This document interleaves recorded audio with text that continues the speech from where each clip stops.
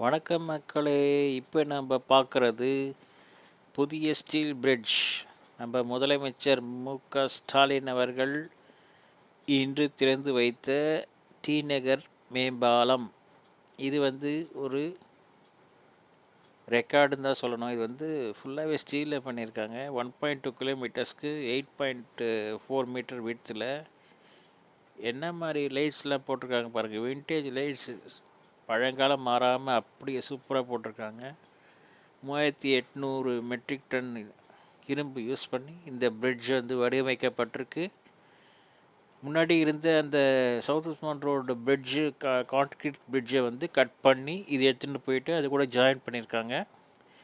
So இப்போ நம்ம CID நகரில் ஏறணுன்னா நேராக போயிட்டு சவுத் உஸ்மான் ரோட்டில் இறங்கலாம்.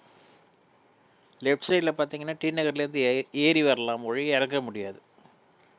இதுவே நீங்கள் ஆப்போசிட் சைடில் வந்தீங்கன்னா, அதாவது south Usman road to CIT Nagar வந்தீங்கன்னா லெஃப்ட் சைடில் ஃபாத்திமா ஜுவல்லர்ஸ் வந்துட்டு இறங்கலாம். இப்போ நம்ம பார்க்குறது டி நகர் பஸ் ஸ்டாண்ட். இப்போ ஃபாத்திமா ஜுவல்லர்ஸ் இறங்கலான்னு சொன்னோம் இல்லையா? ஃபாத்திமா ஜுவல்லர்ஸ் இறங்கிட்டு நீங்கள் நேராக போயிட்டு டி நகர் பஸ் ஸ்டாண்டுக்கு போகலாம், அதாவது ஆப்போசிட்டில் வரும்போது. இப்போ நம்ம பார்க்குறது லெஃப்ட் சைடில்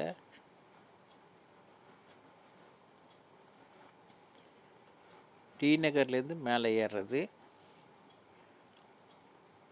பாருங்கள், இது பஸ் ஸ்டாண்ட்லேருந்து அப்படியே மேலே ஏறலாம். நம்ம இந்த சைடு இறங்க முடியாது. சவுத் உஸ்மான் ரோடு போகும்போது நம்ம இறங்க முடியாது, அதாவது டி நகர் சைடு.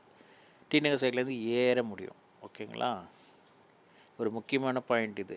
ஏன்னா ஆப்போசிட் சைட்லேருந்து வரும்போது தான் நம்மளால் டி நகர் சைடுக்கு இறங்க முடியும். இந்த சைடு போகும்போது ஏறலாம். அந்த மாதிரி வடிவமைச்சிருக்காங்க. நல்லா கவனிச்சிக்கங்க. இது சரவணா ஸ்டோர்ஸ் பிரம்மாண்டமாய். இங்கே ஆல்ரெடி ஒரே கடைகள் நிறைய இருக்கிறதுனால மக்கள் அதிகமாக இங்கே கூடுறதுனால டிராஃபிக் ஆல்ரெடி இருந்துகிட்டே தான் இருக்கும்.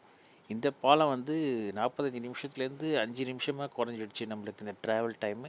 இந்த மாதிரி நிறைய பாலங்கள் வரணும். நம்ம முதல்வர் மு.க. ஸ்டாலின் அவர்களுக்கு மிக்க நன்றி.